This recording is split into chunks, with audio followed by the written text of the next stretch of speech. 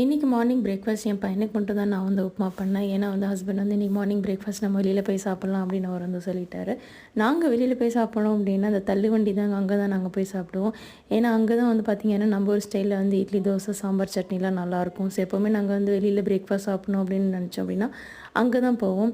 Weekend எப்போவுமே பார்த்திங்கன்னா நானும் சரி ஹஸ்பண்டும் சரி டிஸ்கஷன் எதுவுமே வந்து ஸ்டார்ட் பண்ணவே மாட்டோம். ஏன்னா ஏதோ ஒரு டிஸ்கஷன் ஆரம்பிச்சுன்னு வச்சுக்கோங்களேன், அது கடைசியில் வந்து ஆர்கியூமெண்ட்டில் தான் போய் முடியும். அப்புறம் அந்த வீக்கெண்டே வந்து பார்த்திங்க அப்படின்னா ஸ்பாயில் ஆயிரும். ஸோ அதனால் வந்து நாங்கள் 2 பேரும் வந்து ஜாஸ்தி வந்து எந்த ஒரு டிஸ்கஷனும் வைக்கவே மாட்டோம். நாங்கள் சின்ன வயசு கதை தான் வந்து ரொம்ப பேசுவோம். அதில் வந்து ரொம்ப ஃபன்னாக இருக்கும். இன்னி வரைக்கும் நாங்கள் வந்து சின்ன வயசு கதை பேசிகிட்டே தான் இருப்போம். நானும் சரி அவரும் சரி. நான் அவர்கிட்ட கேட்டது வந்து சின்ன வயசு இருக்கும்போது நீங்கள் விரும்பி பார்த்த சீரியல் எது அப்படின்னு கேட்டேன். அவருக்கும் சரி எனக்கும் சரி ஒரு சீரியல் வந்து ரொம்ப பிடிக்கும். அது விரும்பி பார்த்ததோடு வந்து பயத்தோடு பார்த்தது தான் ஜாஸ்தி. மர்மதேசம் சீரியல், அது எல்லாருக்கும் தெரியும்னு நினைக்கிறேன். நீங்கள் உங்கள் ஹஸ்பண்ட்டை இந்த மாதிரி கேட்டிருக்கீங்களா அப்படின்னு சொல்லிட்டு எனக்கு வந்து சொல்லுங்கள். நாம நாளைக்கு பார்க்கலாம். மறக்காமல் சப்ஸ்கிரைப்.